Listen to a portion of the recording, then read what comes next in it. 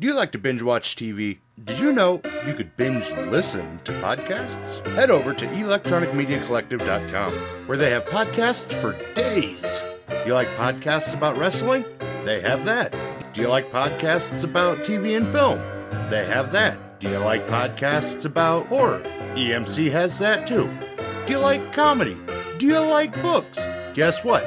They've got you covered. Head over to electronicmediacollective.com. Pick your favorite podcast today. Hi, this is John Dugan, Grandpa from Texas Chainsaw Massacre, and you're listening to Moose's Monster Mash. Keep mashing.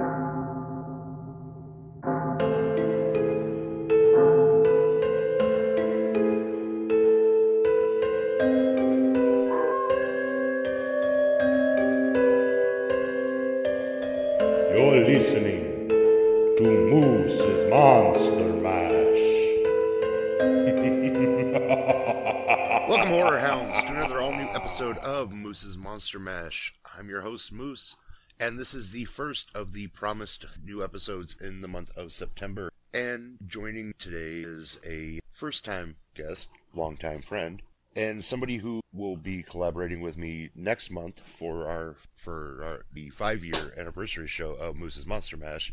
And that is DJ Surreal and his lovely fiancé. What up? Thanks for having us.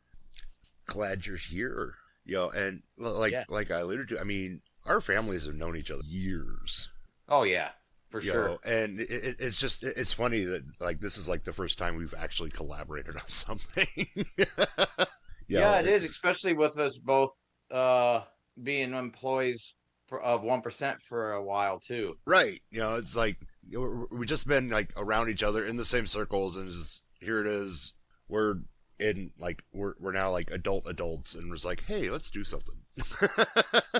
No, that's a good call. And I was talking about too how, like, you kind of you wear different hats, like obviously in the horror world, and also the wrestling world, the live music world, the woodworking, wood burning world, kind of like the craft world, I guess that would be. Like, you wear many hats. Yeah, I kind of dance around a lot, which is that's funny. For a better way to phrase it. I say, for a guy that's not very limber, I dance a lot. Yeah, you got a lot of jigs. But I mean, you're constantly running. You've been running for years now. Oh yeah, I mean, for like the Omaha area listeners, I worked at Ranch Bowl and Sokol Hall, Sokol Underground. I mean, 89.7 The River, the concert series. I mean, I used to hang out at the Cog Factory. That really takes me back. Well, and don't sell yourself too short. You've ended up on a couple national tours here. Over the years I have quite a few. Yeah. And tours, and you've had festivals, the opportunity big festivals. Right. You've had the opportunity to open up for some pretty big names throughout the course of your live music. Oh yeah, for sure. I mean, even I haven't got a few coming up. But yeah, I've got to work with more related to the horror / pun intended music stuff. Yeah, like Insane Clown Posse, Twisted. I think you worked the Twisted show, didn't you? Yep. So I've worked both Twisted shows that you were at. Those were fun. And Tech Nine, a lot in the rock world too. Mushroom Head, who coincidentally is on the soundtrack of a movie we're going to talk about in a little bit. Yep. I mean, the list of, Nelly, Joan Jett. Over the years, I've got to work with so many. Now, I got to ask, growing up just a guy in the middle of the mist, what started I want to be an MC? Oh, I know exactly the minute. I was in 3rd grade, so I would have been like 8. 1983, I was in the Old Market with my dad. And remember back in the 80s, like softball guys that played softball and like t-ball coaches would wear those real tight, like Bike brand or McGregor brand navy and like gray shorts. Yeah. They were real high up. Do you remember those? Not biker shorts. That was a little bit later, but the Bike McGregor softball coach, I call them, shorts. Yeah, they're really tight, the like the male Daisy Dukes almost. Yeah, you get it exactly. And and we were walking in the Old Market, which is downtown Omaha, and there was a group of break dancers dancing on cardboard, and there was this freestyle rapper, an MC, who was rapping about the people walking by, and he made fun of my dad, and he said something about uh the guy in the shorts, and I just thought it was hilarious that he was just off the cuff picking on my dad because the shorts were kind of, I mean, everybody wore them back then, but in hindsight they were terrible. But it was just, it was, I was like, oh, I want to learn how to do that. And that kind of, from then on I got into, because that would have been the year when like Fat Boys and Run DMC and stuff were getting launched more on a national level too. So as hard as it was, you know, without the internet and stuff, as hard as it was to get hip hop cassette tapes and records in the Midwest, like once you knew it was out there, I could start hunting for it. And then, I mean, being in grade school, near impossible, but you know, little by little, you know, and then like it started to get more mainstream, like LL Cool J and Public Enemy, Slick Rick, and those guys. I mean, this is all like, you know, way before like Jay-Z and Eminem and stuff. But that kind of started the passion, I guess. Well, and like you said, you know, pre-internet, getting things to the Midwest was hard, and like everything coming, like trends, anything coming to the Midwest was, we always got it last. And I mean, we still get it late, but it not near as bad as it used to be. No, you're right. Yeah, I would read like Rolling Stone and Spin magazine and you know, The Source, just the magazines at the library. And then there were some kids in my neighborhood that had family members in bigger cities, like, and they would have cassette tapes. So I would get a lot of mixtapes and dub tapes and compilation tapes in the early 80s. In so by the time it went from like, say like a Miami or Columbus, Ohio, or wherever they were coming from, the cousin would make a copy of the tape, and then I would get like the fourth generation, so it'd be like real hissy. And because I remember being on a church youth group trip in like 1988 when everybody's singing like church songs, and I'm in the back with my Walkman listening to this really poor quality copy of Eazy-E's first album. I just remember that. It's crazy, and it's been a hell of a journey. And honestly, from the sidelines, it's been fun watching. Oh, thanks. You know, and Yeah, now we have a lot of fun. I say, and now getting to work a lot of your shows is, you know, just added to that fun, because like, you know, watching you at the Ranch Bowl and so all those different places, and now, you know, obviously being security at the shows that you're, you know, running tracks at, and it's like, all right, we've kind of come full circle at this point. It's every night's like a family reunion too, because like, you know, knowing all the security people and knowing the ticket takers and knowing the production team, like, you know, like the production manager and some of the touring managers and some of the touring bands and the local bands, the other DJs, you know, the musicians, the rappers, it's just the bartenders. It's funny how Benson's totally its own like tight network with Reverb and Waiting Room, but then, you know, like even when you go to like Admiral on 13th, which used to be Sokol, or I do shows at Astro and the Maloney's live music over in Council Bluffs, just wherever, it's just, it's so cool. You know, it's like everybody's friends and family, no matter what side of the, you know, the sound engineers, you know, Keith and everybody, it's just crazy because you just, there's all these people that it takes for these things to happen. And it's cool. At Astro, I know a lot of the catering crew too, just from over the years. Like they have different food trucks that show up, like Hyde Slides and the Parthenon team, and just, you just know everybody, and it's just cool. Yeah, I mean, it's you know, you look at the music industry and you think it's just the on stage, and it expands so much more than that, because like there is so much more involved than performers. I mean, obviously people are there without the performers, but yeah, that there is so much that goes into making a show happen. It's insane. And yeah, we're all just one dysfunctional family. Yeah, even like the media pass people, like, you know, like you get to know the photographers and the video teams, and you know, some shows have a light engineer. You know, they do the lighting and the smoke machines and stuff, and it's just, it takes, depending on the genre. You know, some genres, you know, like comedy shows are going to have chairs, so you need the chair crew. Mm-hmm. We need chair crew shirts. We're part of the chair crew. No, but there's barricades. There's, you know, there's extra stage piece rentals. There's so many people involved from the, you know, from your 100 people shows to your 100,000 people shows, obviously that takes more in numbers for the bigger shows, but it all can be broken down to just groups of people doing their job, and it's community. Oh, absolutely. And that leads us into my 5-year anniversary show next month, where you'll be kicking us off running. But you're running music during doors. You're going to be playing the Halloween and horror hits of basically everyone's favorite like Halloween lists.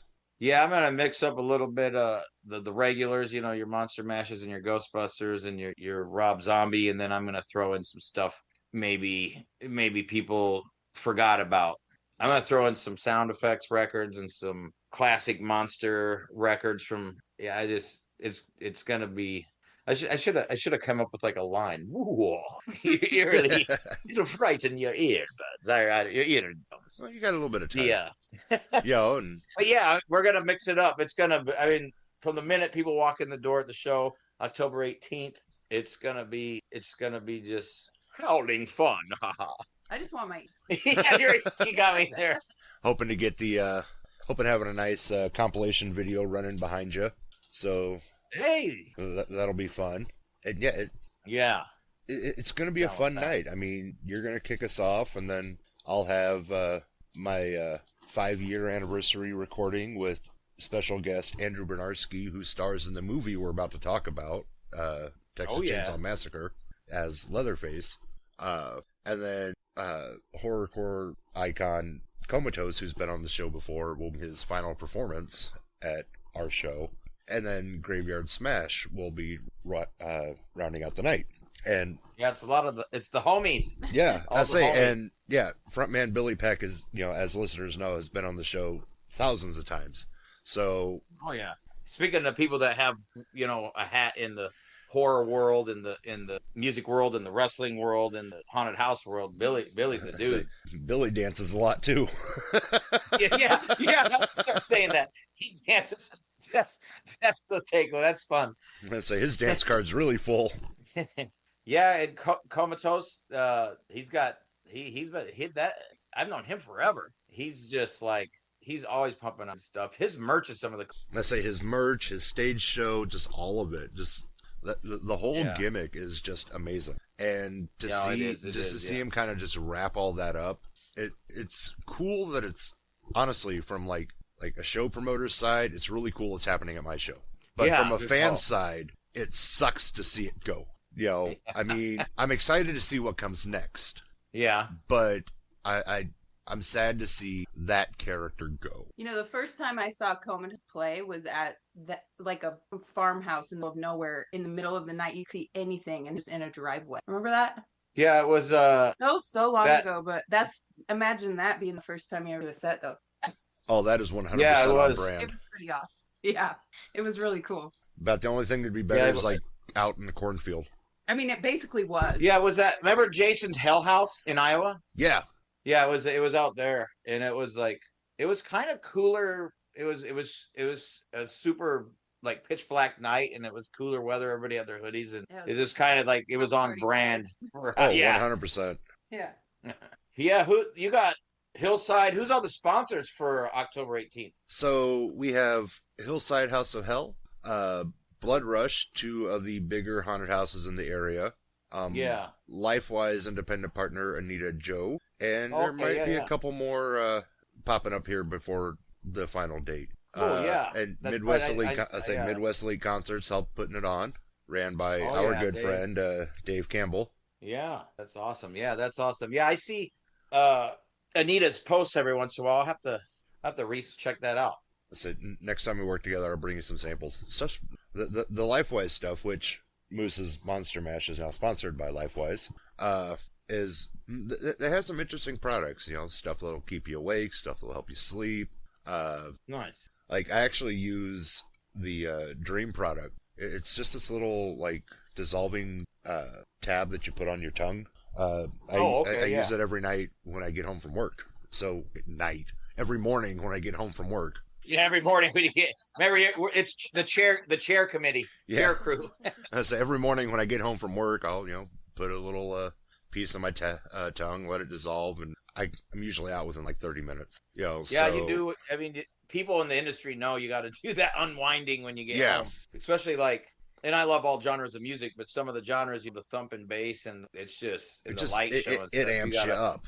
It amps you up, yeah. And if you've had like a Red Bull or something, earlier in the night, it's like I need to chill. Oh yeah, I need to eat some leftover ham. Like, and when you're not getting home till like 3 a.m, you're like, well, I can't go to bed just yet. But the Dream product definitely helps. Yeah, I'll have to look into that. That's awesome. But that's the sponsor plug. That's the show plug. Now let's dive into what we really want to talk about. Michael Bay's Texas Chainsaw Massacre. Yes. Now, 2003. This movie kind of kicked off what a lot of us refer to as like the 2000s or remakes. And yeah, there were quite a few that followed, even by some of the same production companies, if I remember right. And this one was really good. I remember watching it in the theater, and it was the first horror movie that I had seen in years that actually got me on a couple of the jump scares. Oh, really? Yeah. I was like, oh, hell yeah. Because, it had been so long since a jump scare or anything like that had actually tripped me. When this happened, I was like, oh, that's a new feeling. So nice. It was refreshing to, like, kind of go back to that feeling of, like, when you were a kid and, like, that first time you're watching or something like that, and that jump scare gets you.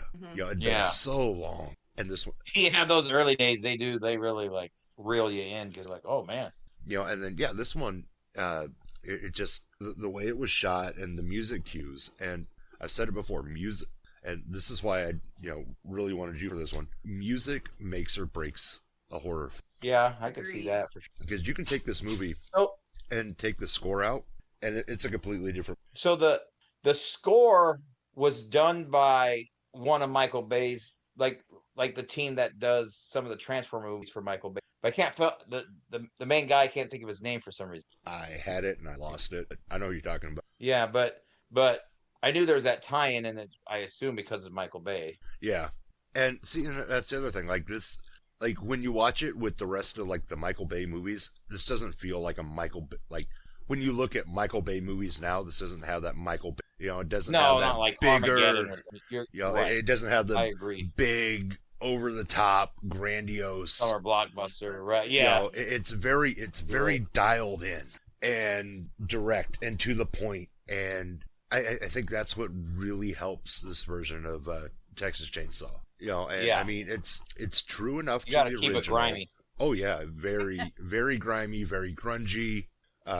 It was Jessica Biel's first foray out of Seventh Heaven and the Girl Next Door vibe. She went from that to like Blade Trinity to then like blockbuster movie starlet. It's like this was that launching pad for her to be like, hey, I'm not just a CW actress. Let's do something different. And she nailed it. Yeah, she did. And you have, Andrew Bernarski, Leatherface, this like big hulking Leatherface, and he's just mean. It's crazy how somebody who has no dialogue affects you. Mm-hmm. Yeah, it's the way that he can emote through the mask and through just like, the body language in this movie, and what you have to do through just body language and stuff like that is just phenomenal. Yeah, the locker scene, man, that was wild. That's a wild scene. Well, so there's a few wild scenes. Early on when he's wearing the face of Kemper, it's like, oh yeah, whoa. That's right. That one will give you goosebumps. Yeah, that's pretty early. That sets the tone for how everything's going to play out, and you're just like, oh shit, okay, this is where the movie's going. Got it. It's just gory enough. It's dirty in a good way, and not like dirty adult film, but like dirty feeling. Like you watch it and you feel like you need to take a shower afterwards. Exactly. Yeah. Like you feel like you've been running through that slop house and all that garbage after grimy. It's done. Yeah, and the junkyard. Yeah. The old cars. You might know the answer to this. Oh, yeah. Is the Hula Girl a throwback to one of the earlier movies that's in the... Was the hula girl on the dashboard, the bobble hula, was that in the original film? I was trying to find it and I can't, and I swear I thought that was a throwback, but it's not. Maybe, and I don't know. It might have been in one of the originals, because I think you're I don't right. know. It just felt very pointed to zoom in on the hula girl. We were kind of talking about how too, for the most part, the beginning's very 70s with the vehicle and the with the van and the music, the Leonard Skinner at the beginning and just the way they talked about smoking weed and stuff. I don't want to give it too much away if people haven't watched it, but oh my gosh, it's from 2003. If they haven't watched it, no, that's true, that's fair, but that's fair, but then like the past the beginning, the rest of it could be any time backwoods kind of grimy setting. It's like it's not dated in that sense. Like good. The hairstyles. I mean, maybe the slung and tight tanks or whatever. I don't know. You look at today's fashion. The early 2000s. I mean, it's kind of on guess brand with today's on how fashion too. Right. Yeah. Yeah, that goes around, comes around. I was kind of. I meant it as a compliment to how it could be like you really felt like they were in the middle of nowhere. Oh yeah. No, absolutely. I mean, like it was hopeless. You look at the original Texas Chainsaw. That is very 60s, 70s. Oh. And it will always be 60s, 70s. There's no way to not lead in that era. You could watch this one years from now. Yeah. Aside from the new metal, early. Yeah. And just watching it, all right, this could be 2000 to 80. Right. Pick a decade. Yep. It's relatable in that way. Yeah, because there's still today slaughterhouses down in Texas. Sure. There's still little backwood podunk towns in the Midwest. I mean, I think we invented them here. I don't mean anything by that, but I say, I mean, you drive about 15 miles outside of where we're at right now, and sure you can run into some sketchy areas that'll make you think twice about stopping your car. Yeah. Ironically, one of our coworkers is from Villisca. Yeah. Sorry. No, I have family there too. They would love it. I swear to God, this one time I went to Villisca, Iowa one time, and I swear some lady in the cemetery, a lady with a convertible and a small dog wearing leopard print, I'm not making this up, asked me if I was related to the Carlson, and that is my family name. That's wild. Weird. I was like, nope, we left. Like, no. It was creepy. Leaving right. Where's the nearest Casey's? That lady is 1,000 years old, I guarantee. It's wild out. Was she real? I mean, I don't know. Maybe I made her in my head. I have no idea. But no, yeah, it was a real thing. It's insane. We could ask Andrew. There's going to be a Q&A at the show, right? Yes. We could ask him about the hula girl. Yeah, we could. Yeah, I'd say yeah. Anyone listening that's coming to the show, get your questions ready. It'll be a live Q&A, crowd participation, strongly encouraged. Yeah, it's going to be fun. Yeah, no, this Texas Chainsaw is probably my favorite of all of the versions. I love the original and Texas Chainsaw 2, but just the way this one produced and how relatable it is, it's timeless. Yeah, I think with the cast in what's his name, Ed from like Full Metal Jacket, and that is that his name? The cast alone, I mean, takes it way over the top. I would agree. It's probably my favorite. I do have a place in my heart for Leatherface #3, the old one. Just because of the mask scene, but it was just so like in its own realm back then too. But as a movie, as a whole movie, I agree that the 2000s is definitely. I say, seeing Gunnery Sergeant Arlie in this, outside of Drill Sergeant. He's Drill Sergeant in a lot of commercials too. Yeah, I think. And that's why he got hosed on the Academy, an Academy Award nomination. Full Metal Jacket went up because they said he wasn't acting because he's an actual drill sergeant. And. That's wild. I mean, doing what you do on screen doesn't count. Right. My dad, the Nam vet, and he said he was the most realistic he's ever seen. Yeah. And a lot of people said the same thing. And so when Full Metal Jacket went up for an award, he got spurned on it because they're like, well, since he's a drill sergeant in real life, he's not actually acting. Wow. That doesn't make any sense. That's Hollywood for you, baby. Yeah. So Didn't Lady Gaga win one for being a singer in a movie, and she's a singer in real life? yeah, And see, I mean, no, that's not a diss to her. She's amazing. But I was just it's using it just as a it's funny how metaphor. things have changed in Yeah. the years that followed. But yeah, seeing Gunny do things outside of just being military was phenomenal. Yeah. And yeah, getting to see him play this like grimy, just sleazy character, Yeah, the character gives you anxiety. which is like the polar opposite of his personality, was just amazing. I could see that. He does seem like probably a really nice real life. That's kind of how it goes, though, isn't it? Yeah, like I never had the chance to meet him, and I take that back. I did have the chance, but I was sick. He was he was in town about and God, I wanted to meet him so bad, but I was sick.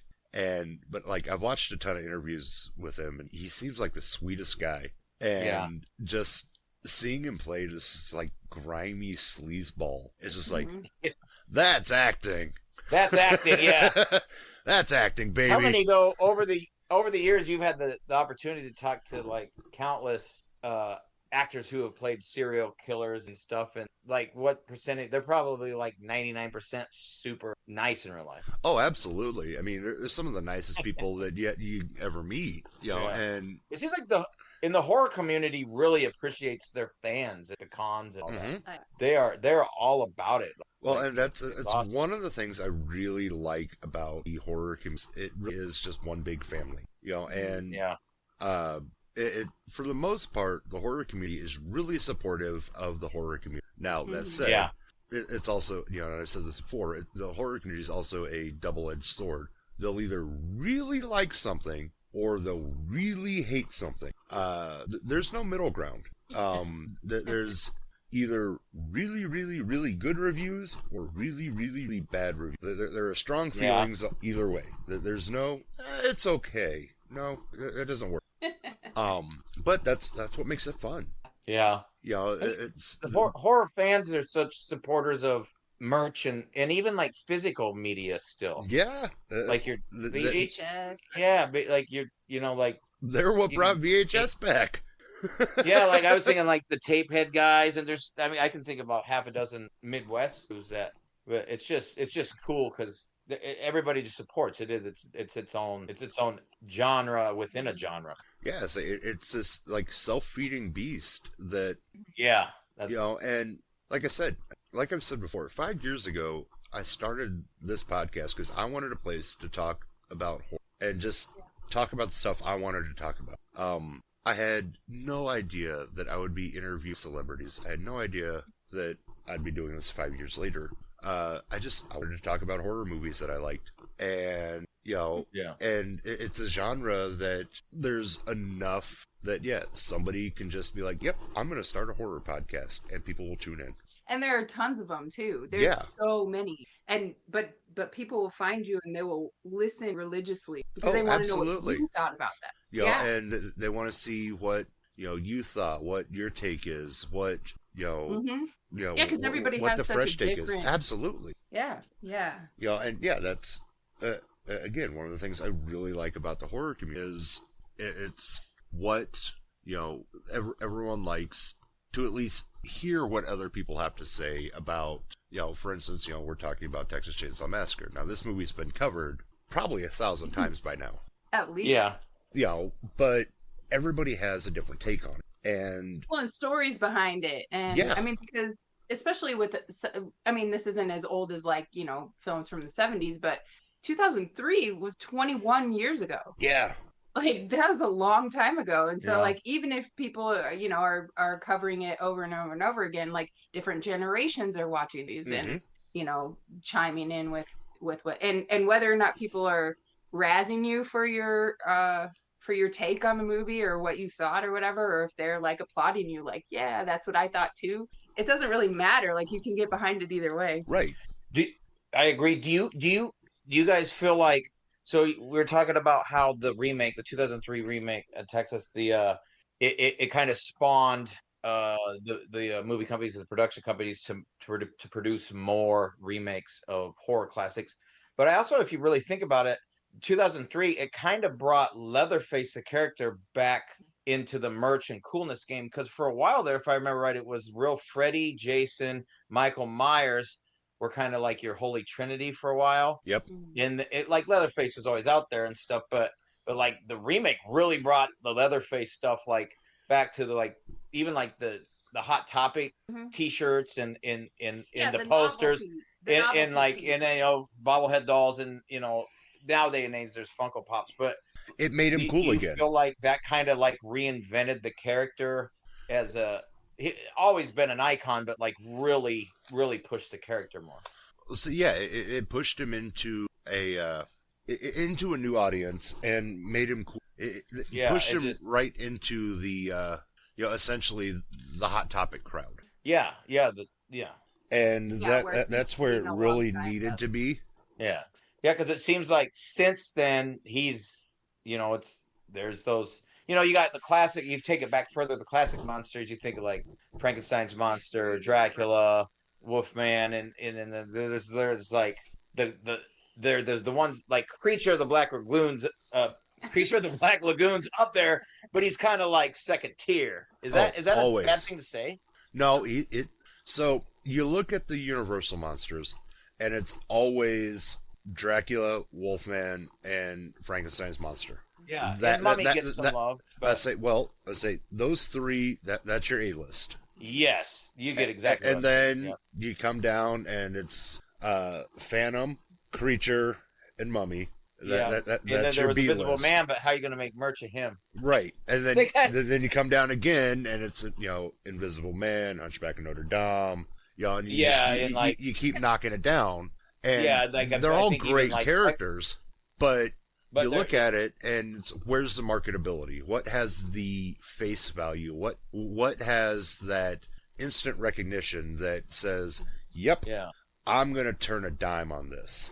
Yeah, and I think the A-list and some of the B-list too had the successful spin-offs, like Bride of, in the you know, Abbott Costello over the years has amazing remakes. Oh, absolutely. You also have a relatability there too. Like, if you can relate to the character, likely to sport him on your T-shirt or whatever. Like Frankenstein, who doesn't have a soft spot for Frankenstein?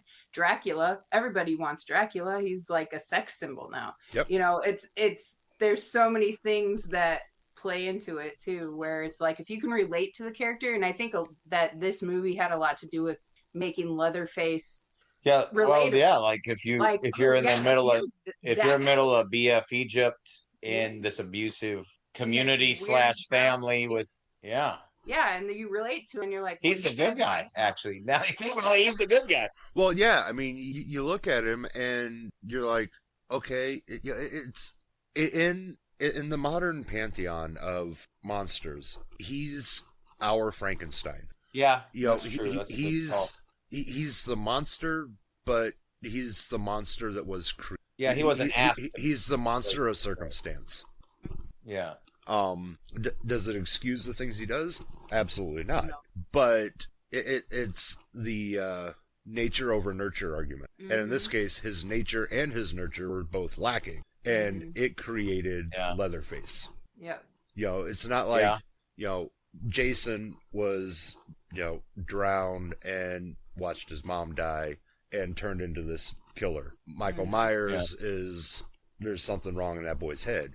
Freddy was burned. Freddy was burned and came back. You know, Leatherface is this kid who grew up in a very, very dysfunctional family, and then is taught that this is what you do, and it's what he did, you know, please the family. Yeah, he's a victim of circumstance. Yeah, you know, and so he's the monster and the victim, you know, which is why I say he's, you know, our Frankenstein.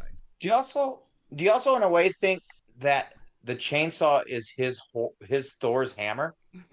Like, in a way, like it's like the chainsaw's iconic within itself too, you know. I mean, like you know, you go to those without it. Like those. Yeah. Well, you can still do some damage, I'm sure, but like in a marketing standpoint, like I've been to quite a few porch Halloween parties where those kids were just scared death. You know, they were just scared to death because somebody had the chainsaw and was chasing around. It could be a toy. You just need the sound. Yeah, the sound. Yeah. You have the sound of a chainsaw outside, and everyone in that house is guaranteed. Yeah. Ironically, maybe he's saved a lot of lives. He's created this over-the-top fear of chainsaws, which has kept us safe. Could Saved be. a lot of limbs. Just not on the man. trees. Yeah.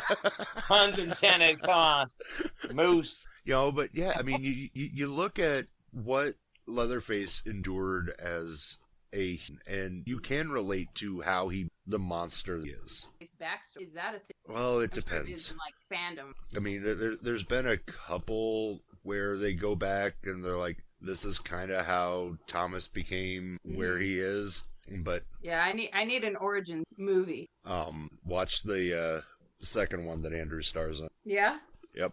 I don't think I've ever seen that one. We got homework. It's like, give it a watch. It's a good one. You know, one of the in the 2003, one of the eeriest scenes to me is and this is probably because my family I come from a line of butchers, but the meat counter case, the butcher counter case with like the pig head and the spoiled meat.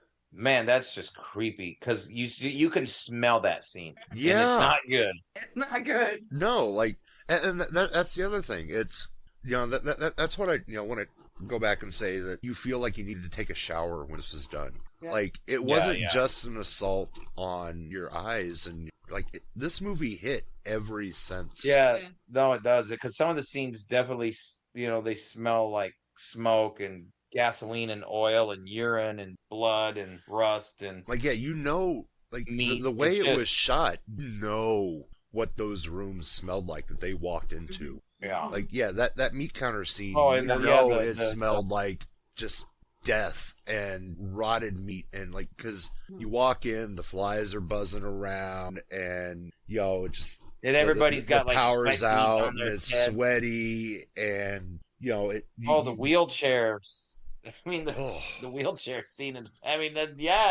it's wild. That's wild. And like you can just instantly tell that it smells like it's at least going to smell like a refrigerator after like a power outage from power's been out for like 3 Dirty weeks. Sour Cream. That's my band name, Dirty Sour Cream. No. It's a gospel band. You're hitting the nail on the head with the chainsaw. But yeah, just you could just smell it, and it kind of makes me itch thinking about it. Yeah, see, this movie attacks every sense. Like, you can feel it, you can smell it, and it's just like. How about the hook scene? Oh, come on! Like I said, you can feel it. Where they're trying to lift him off.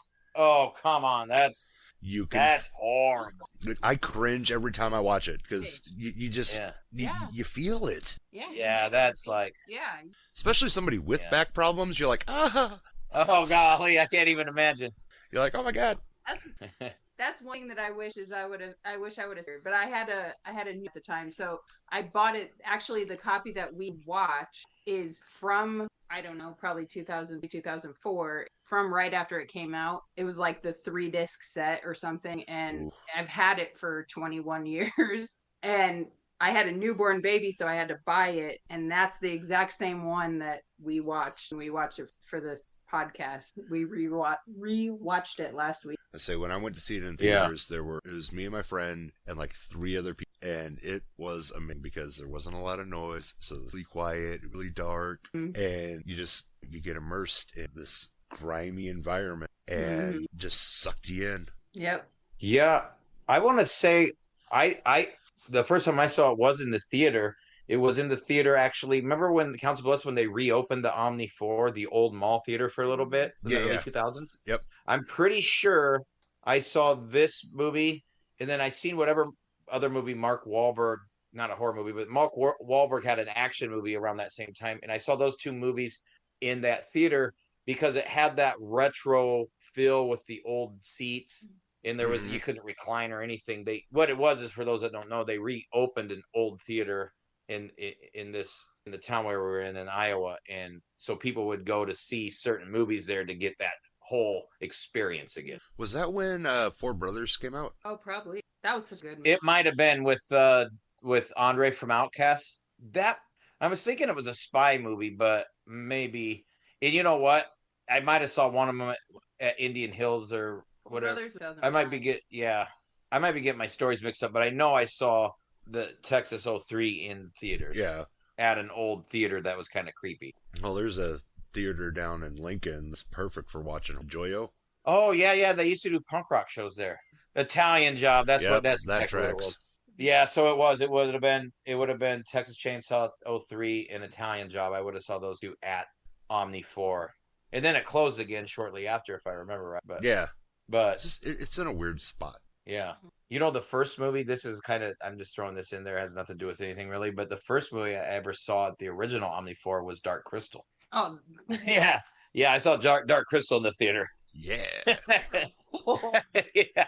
I think the first time I saw Dark Crystal was dubbed off my dad dubbed it off the TV.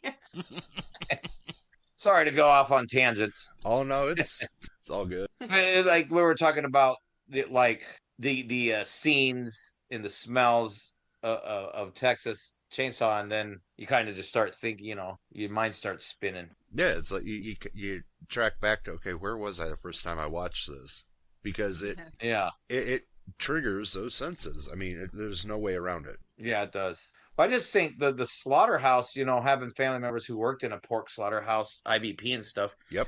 Like, I've been in them a couple times, and they did a pretty good job. I'm pretty sure they filmed in a real one because those hooks and that whole setup's too kind of expensive to recreate in Hollywood. But the those kind of scenes you can either make. Usually they're creepy. They can be like the Rocky movie where he's punching the beef and stuff. It doesn't have to be, but 9 times out of 10, just there's so much death in a slaughterhouse, even the name. Yeah. That it just invokes. And then the locker scene, locker rooms kind of have their own stinky, sweaty. Uh-huh. There was just a lot of miserable stuff that created a good horror movie atmosphere at the same time with the. Well, and when inside that carcass. Yep. Yeah, that's wild. Okay, she's trying not to breathe real loud. She's out of breath because she's running from the maniac. I put myself in her shoes, and I probably would have just all right. Yeah. Like, just kill me. Yeah. Oh, exactly. I had read that the kid with the funny teeth is now he was in The Ring back then too. He was in a couple other movies, but he's a lawyer now, an attorney in real life. That's happened with a couple other horror actors too. They've gone on to become lawyers. Yeah, gone on to become wear a suit every day. Yeah. I think, but when I was after you said that, I looked him up, and I think if I saw him, I would recognize from both The Ring. He still has the big teeth. Well, he's not as creepy. Obviously, it's not as pronounced because I think we're but just his face in general, he looks very much like he did when it. Yeah, and his aura kind of reminds me of the little kid from the Mad Max movies, like Road Warrior and those. Oh yeah. Just kind of feral and sketchy, but knows like an old soul too. But yeah, no. After spending my summers as a kid on a pig farm, my stepdad working at IBP, I could vividly tell you what that slaughterhouse smells like. Mm-hmm. Yeah. Because I remember, he'd come home and would have to wash his uniforms. Yeah. And you'd wash them by themselves. Yeah. Oh, God. You almost have to have a whole other washer. Yeah. It just. Oh, and in the summer. Whew. Yeah. God. Like, it, for anyone who hasn't experienced it, this is going to sound really weird, but it's a sweet, pungent smell. Yeah. Like, it smells like blueberries. Sorry to ruin blueberries for everybody, but so yeah, it's very sweet. Yeah. But God, does it stink? Yeah. Yeah, because it smells like fake blueberry smell to me. Like there's that fakey watermelon smell and that fake grape. It smells like fake blueberry. Yeah, but punches you in the face when you get it. Yeah. Yeah. Yeah. Well, and this sounds. But those slaughterhouses, like if you're on the kill floor, you're gonna get the smell of death, the smell of blood a lot. Yep. If you're at the beginning of the line, when the pigs are still alive, they're shitting everywhere. Yeah. It's just there's so many it's its own horror movie. But the concoction of smells that you could walk out of there with, ridiculous.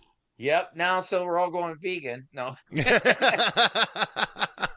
Yeah, it's wild. I mean, being in the Midwest, it's a huge trade here. There's obviously the pros and the cons, but just comparing it to movie settings, definitely. Oh, they did a nailed great it. job of Yeah. picking the settings, just like and creating that. I mean, if you think about it, that community that was really kind of like backwards and backwoods and kind of like creepy, incestuous, abusive. Also, there you kind of get the idea that one of their main assets or trades is dead pigs. Yeah.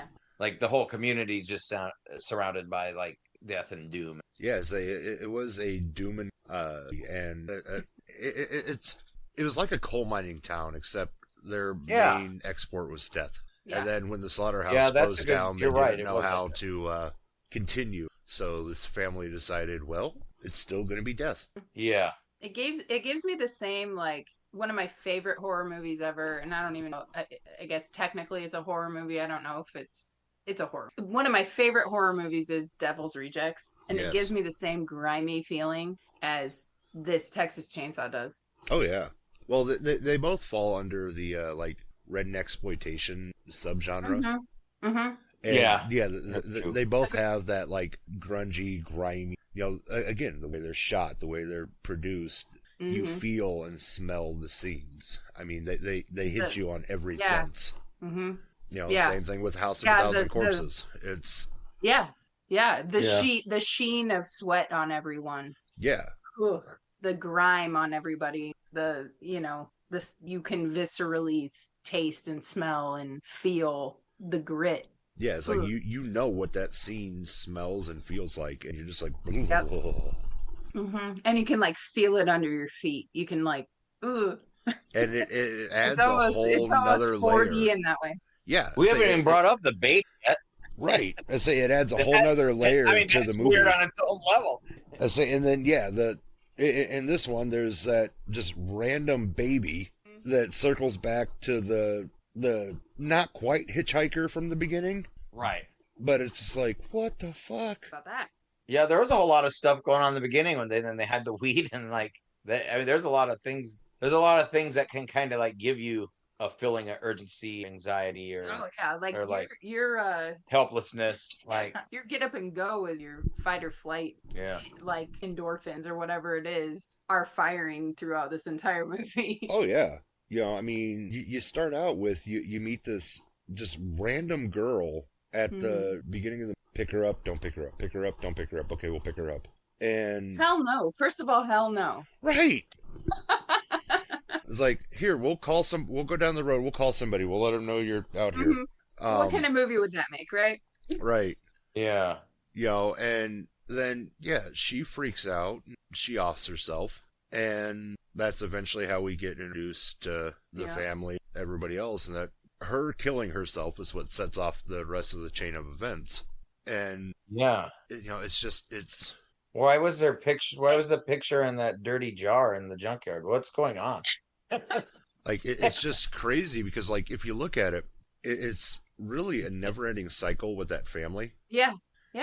Because the movie ends the same way it starts.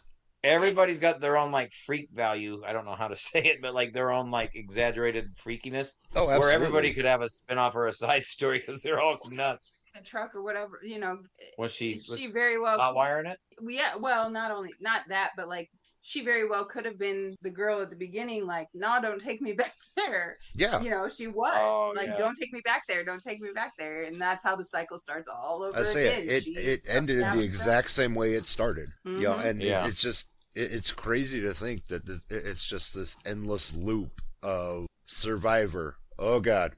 Tracks new people in. Offs himself. And Survivor. Yeah. And it's the town that never dies. Yep.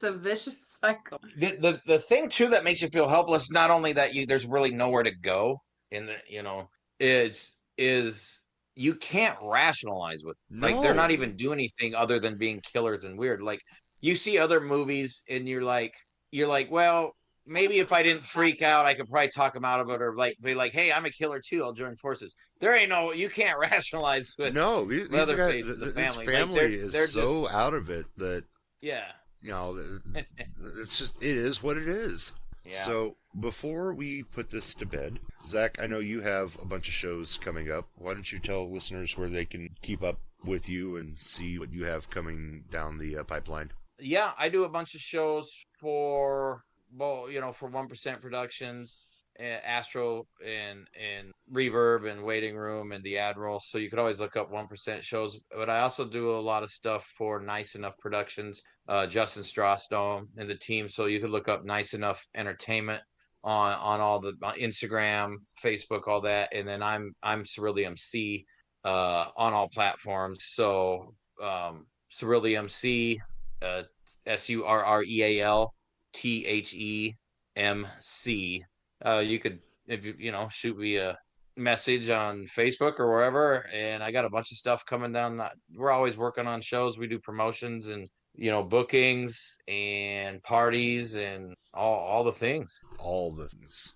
All the things, yeah, all the things. Like I was looking at my calendar. Yeah, like if we do voice work. I do voice work. I did some stuff for Billy maybe like 6-7 weeks ago, maybe. My timeline always gets kind of confused. I'll say like that was 2 months ago and it was 4 months ago. I don't really know, but yeah, if DJ, we're gonna start doing some like industry lessons and like DJ lessons and kind of like showing people how to do professional sound checks and we're looking into doing some classes and stuff like that in under an hour. Sound checks that don't take an hour long. I'm here for it. Yeah. I thought you meant how long we've been talking. I looked at the clock. Yeah, no, yeah, you totally get it. Like how you do. Yes, 200% get the thrown in. You get it. You understood the assignment. 100%, baby. Yeah. You don't need to play your whole track list to sound check. No. Let's get it. Let's make sure. Yeah. I could go off on this for another hour alone, but that's why we're going to start doing the classes. It'll be, we'll have some for DJs and for MCs, hosts, rappers, musicians. Just there's so many different lanes that we're going to take it in. It's exciting. It's exciting. I love seeing. I'm one of this is gonna sound silly. I'm one of the older guys that really likes the new music. I like the new rock bands, the new. Some people are like, I don't like mumble rap. I really like a lot of the new hip hop, the new rap, a lot of the new pop stuff. To me, it's exciting how stuff kind of goes full circle. Oh, absolutely. And there's always room to grow, and music comes in waves, and it's art. It's art. Ultimately, the people that are saying, well, I don't like this and I don't like that. Look. Our parents were saying the same shit. Exactly. No, they were, and even like you're right. And even like that's where we've come to now. So just suck it up, move on, and enjoy the ride. Yeah, that's a good call. The like even with certain genres, like I've been to shows where people are like, my significant other drugged me out. I don't really like country, and by the end of it, they're like, this show was amazing. I'm gonna go buy his album and get and the T-shirt and it's like there's just so much cool stuff out there in the live music scene. Oh yeah, yeah, yep, and then it's kind of like compare to the horror community. It's kind of its own entity too, in a way, its own beast, and it's just fun. And then when the two worlds collide. Static X actually was on the soundtrack for the movie we were talking about. Just to throw all that in. I say, just let the art move you. Yeah, let the art move you. Okay, so here's a fun fact. This is a fun fact. So at the beginning of Texas 03, it takes place in like 1973, right? I think that's right. But so when they're listening to Lynyrd Skynyrd's Sweet Home Alabama, if I remember right, in the van, and when we were rewatching it. When I originally saw this, I would have never put it together, but having DJ'd so many years, like I don't think that song came out for another like year and a half. And so before we called you to talk about it, I looked it up, and sure enough, that song actually in real life, the record didn't come out for another year from when the movie would have started. So if it's ever on Jeopardy, is all I'm saying. Somebody leaked it. Somebody leaked Napster. No, it's not that big of a deal. It's just one of those nerdy things where you notice it, and I was like, I'm probably. It's a DJ nerd thing. Oh yeah. Yeah, no, it's always fun finding little things like that in the movies. It's just like, No, it is fun. It makes it like a game. I like doing that with cars, and especially when they're like period piece movies. You're like, Yeah. nah, that one's way off. I'm sure. Listeners, I will put the links in where you can find Surreal stuff in the episode description. You can find other great podcasters over at electronicmediacollective.com, or just follow Mrs. Monster Mash on Facebook or Moose Media Inc. on Twitter. Zach and Lois has been a blast. Yeah, thanks for having us. We were having fun. Trixie was kind of jumping around trying to get attention too. You can see that. But Trixie's in. Yeah. Oh yeah. It's Tricks or Treat. Yeah. Is Trixie our dog's Instagram? Trix. Trix. I'll send you the links. Awesome. To all email links, everything. That'll make it easy. Yeah, and I do some horror collages as well. So I'll send you that link. Awesome. Come see us on October 18th at Reverb Lounge. Come meet Leatherface himself, Andrew Bernarski. You can get your tickets at etix.com. And until next time, remember, mash on.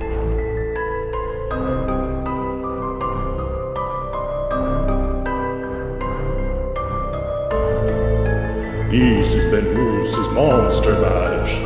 Come back for more chills and thrills if you dare.